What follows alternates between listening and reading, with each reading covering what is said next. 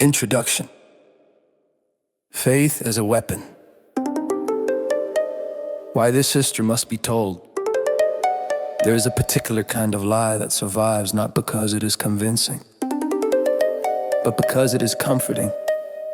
The story Christianity tells about itself in America is one of those lies. It is the story of moral guidance, charity, sacrifice, and love. A story repeated so often, and with such confidence that it has come to pass for truth. But history, when examined without reverence or fear, tells a far less flattering story. It tells of a faith that did not merely walk beside power, but learned to speak with its voice. Christianity America was never only a matter of belief. It was a matter of authority.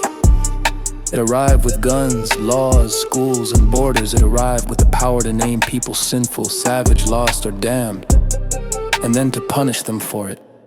From the beginning, conversion was not simply an invitation to salvation.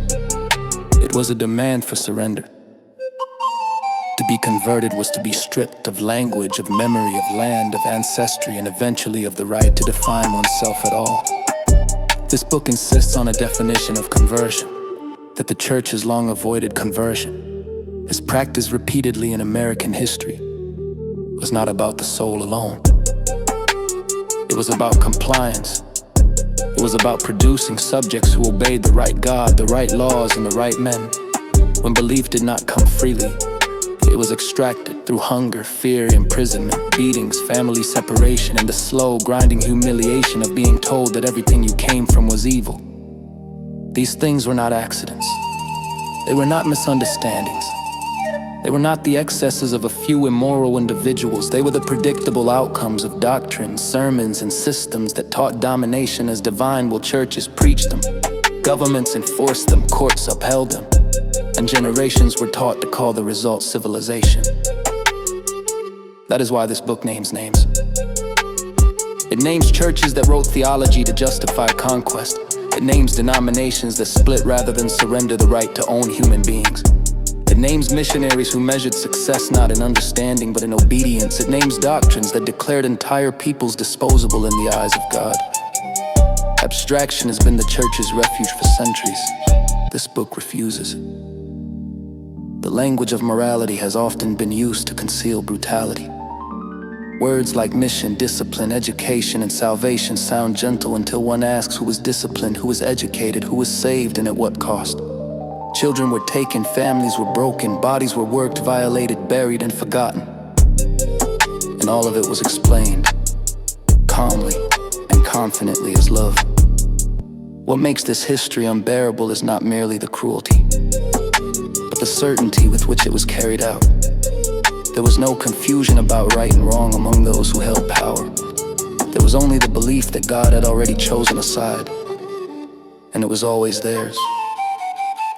Once that belief is accepted, anything becomes permissible. Violence becomes correction. Theft becomes stewardship. Silence becomes virtue. This book is not written to reassure believers or to preserve the emotional comfort of institutions. It is written because silence has done enough damage. Silence has protected churches while children suffered. Silence has allowed apologies without repair, confession without consequence, forgiveness without truth. Silence has asked the wounded to be patient while their abusers kept their pulpits. There have always been those who resisted, enslaved people who reimagined God outside the Master's church, indigenous communities who hid their ceremonies to keep them alive. Women who challenged the authority that named them inferior by divine decree. Their existence proves that faith was never the problem, power was. And power, when wrapped in the language of God, has proven itself especially dangerous. The past is not past. The habits of domination formed through coercive conversion still shape American life in politics, in education, in law, and in the insistence that Christianity deserves authority without accountability. Until this history is spoken plainly, those habits will continue, dressed up in new language but driven by the same fear, the fear of losing control. This book does not promise redemption. It does not offer closure.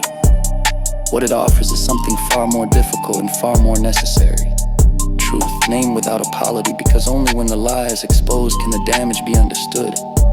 And only then can anyone honestly ask what justice might require.